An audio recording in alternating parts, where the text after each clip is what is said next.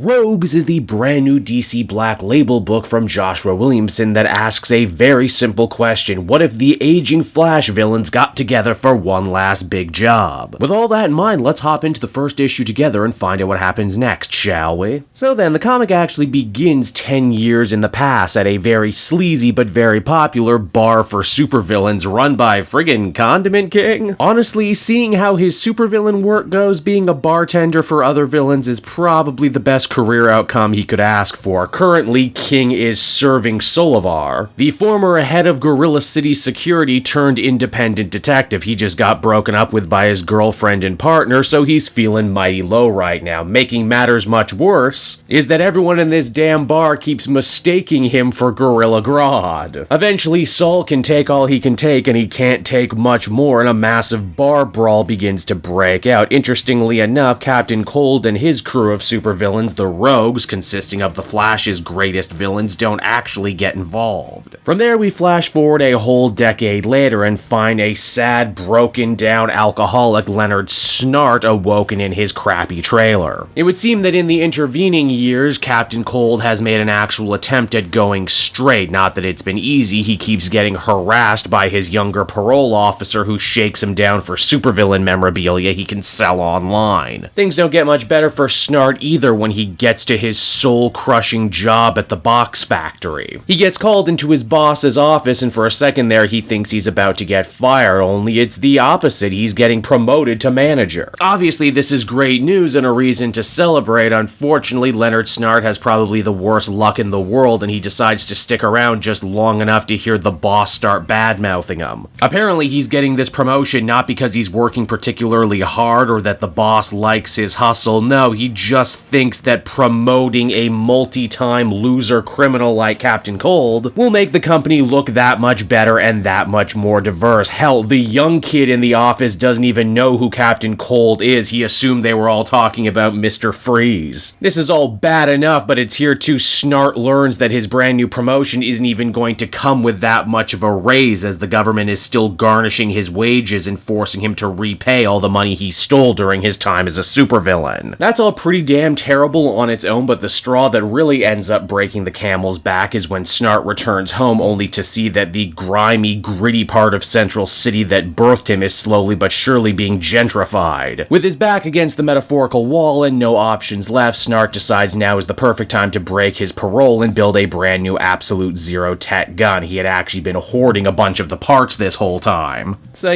maybe he wasn't really working his program as well as we may have thought. It's not enough for Captain Cold to get back into the supervillainous saddle on his own, though. He needs to get the band back together, starting with his sister, the Golden Glider. Lisa, as we discovered, has actually done pretty good for herself in the last couple years. She's become a crusading social worker trying to help the same sorts of broken, dysfunctional families that her and Leonard came from. It's why you can probably guess that when her estranged brother does show up on her doorstep in full costume, she's pretty goddamn angry at him, but, familial love is familial love, so she decides to hear him out. Snart talks about how bad his life has gotten in the last few years, but how he has one great plan for one last big score that's gonna put them all on easy street. And I mean, hey, Golden Glider could do a lot of good with a brand new infusion of cash, so why not? Cold's next port of call is James Jesse, aka the Trickster, who is still running around doing his magic act for an increasingly more elderly audience. He also apparently got a lot of plastic surgery a few years ago, which is why he doesn't look nearly as old as every other rogue in the book. Trickster actually turns Cold down at first, saying that he's gone straight, but Snart manages to get under his skin by saying that he can't keep this magic act going forever. It's a young man's game, and it's only a matter of time before he's dancing for nickels on the subway. Now, as we discover, in the intervening 10 years, the Rogues actually lost two of their founding members in Captain Boomerang and Weather Wizard. It's because of those reasons Cold has to get a little bit more creative in looking to hire more muscle. Luckily, his sister can put him into contact with none other than Bronze Tiger, formerly one of the DC Universe's greatest assassins. He has recently taken a vow of non-violence and teaches people self-defense in the park. He desperately wants to open his own martial arts studio, but unfortunately no one is going to give him a loan with his rap sheet, and shockingly, keeping people alive pays way less than killing them. Now, not everyone on this new Rogues team is exactly an old fogey. Lisa goes out of her way to try and recruit Magenta, Magenta. She never really ran with the rogues back in the day. In fact, she was more of a Wally Kid Flash villain and occasional love interest, but her amazing meta powers make her a great addition. Magenta might also have the saddest reason for joining the rogues on this one last big job. It's not to get rich or famous, it's just so she can afford her regular much-needed psychiatric meds.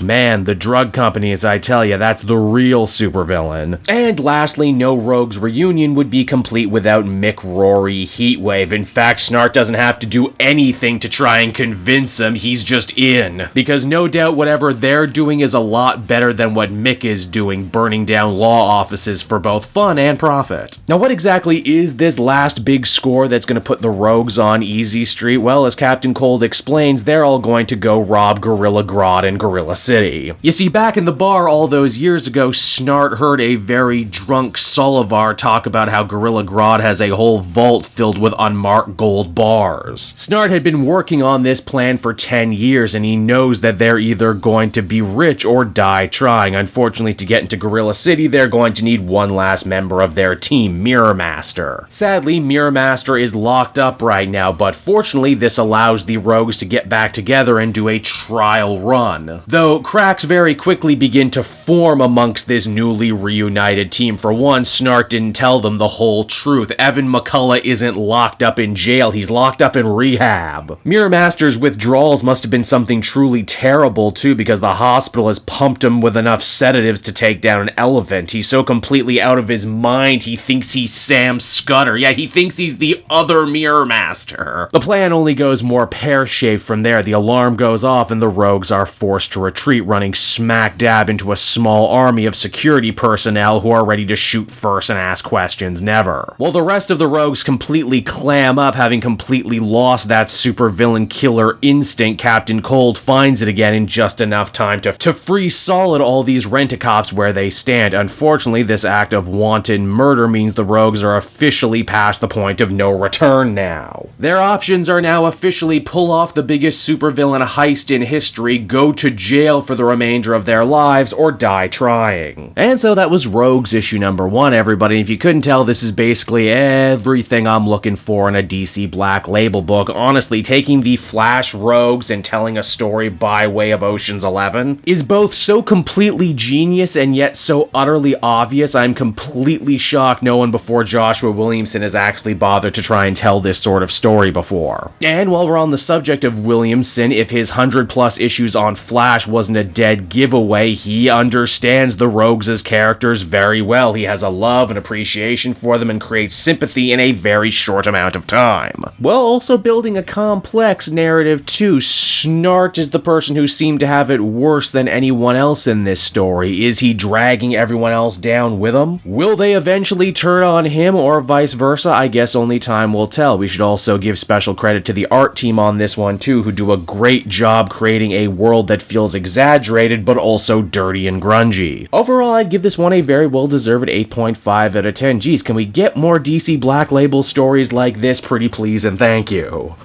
Hey there everyone, it's your old pal Cave Jewel, and if you're seeing me right now, that means you watched to the end of the video, which I am very appreciative of. It really helps drive engagement and retention and all that other good YouTube stuff. So does liking and commenting. Wink wink. If you like my content too, you should check out my Patreon page. We just redid all the tiers, so there's a ton of great rewards. You can become a patron for as little as $1 a month, and well, it would just really help me out. It's never expected, but always appreciated. So until next time everyone, I've been Cave Joel, and I will see you next time. Bye-bye.